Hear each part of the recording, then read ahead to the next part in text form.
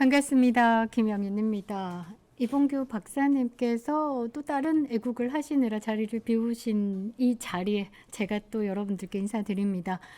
지금 국내 뉴스보다는 사실 국외 뉴스에 신경을 좀 많이 쓰고 계시죠. 저는 뭐 이란과 이스라엘 전, 새로운 트럼프의 강력한 리더십 이런 부분에 대한 관심이 있다라고도 생각을 하는데, 또 한편으로는 국내 뉴스가 형편없고, 그리고 이재명이 대통령이라는 부분에 대해서 그냥 많은 분들이 실망도 했을 뿐만 아니라 기대를 저버린 것이다 라고 생각을 하는데요. 국민의힘은 지지율이 바닥을 치고 있습니다. 더불어민주당은 원래 그들만의 리그 속에 있기 때문에 40% 지지가 그대로 진행되고 있고요. 사실 저도 국내 뉴스는 참으로 보기 싫습니다. 그런데 이 피할 수 없는 뉴스가 있어서 여러분들에게 전달해 드릴 건데요.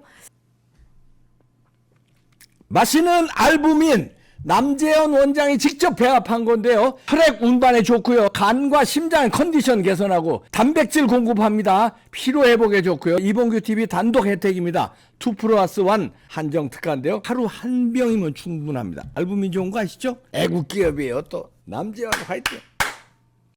사실 허파를 헛떡 뒤집어 놓습니다. 왜냐? 국내 뉴스가 말이죠.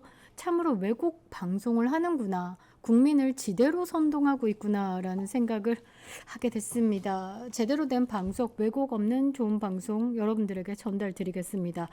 많은 국민들이 이 국격을 말아 잡수고 있는 이재명에 대해서 참 답답해 하실 건데요. 조선일보 등 우리나라 국내 뉴스는 이재명의 첫 외교 무대 빵빠레를 막 울리고 난리를 부리더라고요. 참 이 부분에 대해서 씁쓸합니다. 사실 그 G7 정상회의 참석, 옵저버 형식으로 참석을 했습니다. 그러니까 회원국이 있고요. 회원국에서 초청하는, 그 주최를 하는 나라에서 초청하는 국가가 있습니다. 그게 초청국이고요. 윤석열 대통령은 초청국으로 다녀왔습니다. 이 이재명은 말이죠. 옵저버, 참관국입니다. 참관국. 외교 참사는 그림으로도 볼 수 있는데요. 자, 이 원주민 나오셨습니다. 이름이 크로우인데 까마귀 원주민이 나오셨고요. 이재명을 맞았습니다. 김혜경도. 그리고 여기 함께 온 이쪽 사람들이 뭐 국가의 정상이나 뭐 쉽게 얘기하면 우리나라 총리 뭐 이런 게 아니라 외교부 의전장이 나온 겁니다. 외교부의 의전장. 대한민국 국격을 말아 잡수고 있다라고 보시면 됩니다. 1박 3일의 일정입니다. 그런데 오늘 뭐 또 조선일보를 보면 1박 2일의 일정 이렇게 하는데 수시로 때때로 바꾸고 있습니다. 일단은 이 공군 1호기에 탔다. 시작을 했다. 캐나다로 날아간다. 10시간 한 30분 정도 비행시간이 있습니다. 그리고 그 캘거리 공항에 도착을 했어요. G7 이제 회의장까지 또 한 4시간 정도의 이동이 소요가 됩니다. 그러니까 가는 데만 14시간 반, 15시간 정도로 생각하시면 되고요. 왕복이다라고 보시면 30시간 쓴다라고 봐야 되겠죠. 그러니까 이 공군 1호기 비행기에서 있는 시간이 더 많다라고 보시면 될 것 같습니다. 갑자기 생각나는 사람, 김정숙의 6,292만 원 기내식이 생각이 나는데요. 이재명 얼마나 잡술지. 그 30시간을 이 비행기 안에 있으면서 도대체 몇 끼를 먹을까? 이런 것도 좀 궁금해지더라고요. 이재명이가 뭐 G7의 외교 첫 무대다라면서 굉장히 포장을 하는데 그냥 옵저버로 가는 겁니다. 쉽게 여러분들이 어떤 식으로 해석을 해보냐. 그냥 뭐 폄하 이런 게 아니고 그냥 이해를 빠르게 돕기 위해서 뭐 이제 학회 같은 걸 하잖아요. 학회에 직접 마이크 잡고 그 설명을 하는 뭐 의학학회라든지 이런 의료학회 이런 데 보면 마이크 잡고 설명하는 사람이 이제 회원국이다라고 보시면 되고, 거기에 쭉 초청돼서 그 센터 안에서 그 학회를 듣는 사람들이 초청국이다라고 보시면 되고, 문 닫고 밖에서 부스에서 크래커 좀 주워 먹고 뭐 물 좀 주워 먹고 거기 밖에 빌빌빌 거리다가 쉬는 시간에 문 열리면 사진 찍는 사람들 있죠. 요거 참강국이다라고 보시면 이해가 좀 빠를 것 같은데요. 그 옵저버 형식으로 이재명이 간 겁니다. 조선일보는 뭐 세게 좀 다루고 있습니다. 뭐 확장 세션에 참가해서 발언을 할 것이다라고 얘기하는데, 옵저버로 참관국으로 초청이 된 나라에서는 발언권이 없습니다. 그러니까 공식 발언권은 제한이 되고요. 그냥 혼자 씨부린다 정도로 생각해 주시면 될 것 같습니다. 뭐 옆에 있는 사람 자꾸 씨부린다, 사진 좀 찍는다, 이렇게 생각해 주시면 뭐 딱일 것 같습니다. 여러 정상들과 만난다, 어쩌고 저쩌고, 뭐 멕시코도 만났고 뭐도 만났고, 지금 대한민국에 그런 사람이 중요한 게 아니죠. 누가 가장 중요하냐? 트럼프가 가장 중요합니다. 그런데 트럼프는 어디서 연락을 받은 것 같습니다. 이재명이 온다니까 그 전에 그냥 떠났습니다. 사실상 뭐 이란과 이스라엘 전쟁 때문에 국가 안보 전략 회의가 있어가지고 이 본국으로 돌아를 갔는데요. 급하게 이 대통령실에서는 막 변명하기 바쁩니다. 시차 조율 중이던 위성락이 어떻게 이야기를 했냐면요. 다음 페이지 한번 봐주시면요. 한미 정상회담이 불발됐다. 예정됐던 한미 정상회담이 어렵게 됐다. 예정이 됐을까에 대한 질문을 안 해가질 수 없는 게, 왜냐면 뭐 이제 백악관의 공식 브리핑이라든지 그다음에 공식 논평, 어디 회의 자료, 트럼프의 뭐 SNS, 어떤 활동에도 한국과의 만남에 대한 언급이 일체 없다라는 게 가장 중요합니다. 예정이 됐다라는 게 네 생각이지 않을까라고 생각을 하는데요. 요 다음 페이지 한번 봐주시면요. 자, 자꾸 양해를 구했다라고 하는데, 양해란 말이 뭔지에 대한 이야기를 먼저 해야 되지 않을까라고 생각을 합니다. 양해라는 말이 사실 뭐 요청하는 쪽에서 잘못됐을 때, 약속을 못 지켰을 때 양해를 구한다라고 이야기를 하는 거죠. 즉 미국 입장에서 지금 이재명을 만나달라라고 한 게 아니지 않습니까? 그러니까 양해는 상대방에게, 상대가 나에게 미리 허락을 구하는 게 양해고, 이재명이 네가 뒤에서 허겁지겁 알아보고 물어보고 답을 얻는 것에 답을 안 준 거는 패싱이다라고 이야기를 해야 되는 거죠.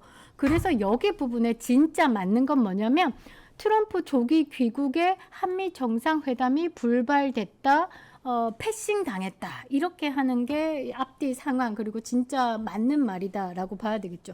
양해라는 말은 미국 측에서 이재명을 만나고 싶다라고 먼저 요청을 했을 때, 그랬을 때 이야기를 해야 되는 거죠.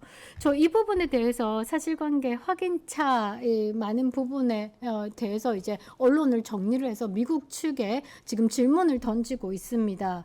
그런데 질문이 아직까지 오지 않았다라는 거죠. 오면 여러분들에게 말씀을 드릴 건데, 제가 생각할 때는 이거 뭔 헛소리, 말이야 방구야. 우리가 이재명을 사람 취급 안 하는데 뭘 만나주고 말고 지들끼리 뭔 해석을 하고 자빠졌냐? 뭐 이런 생각을 하고 있지 않을까 싶습니다. 한국 외교의 90%는 미국입니다. 당선 축하 전화도 미국에서 보도를 안 하고 있죠. 한미 정상회담도 못했습니다. 백악관 대변인이 확인을 안 해주고 있고요. 그 말은 확인할 필요가 없다라고 저는 해석을 하는데요. 캐나다 G7 방문은 낙제점을 줄 수밖에 없습니다.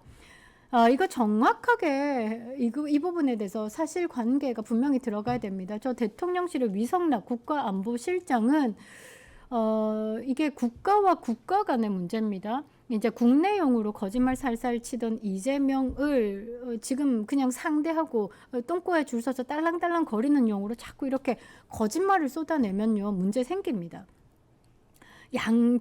양국에서 사실관계가 확인이 돼야 되는 상황인데, 일방적으로 예정이 됐던 한미 정상회담이라고 얘기했죠. 예정이 됐다라고 하지만 뭐 미국 측에서는 전혀 확인이 되고 있지 않습니다.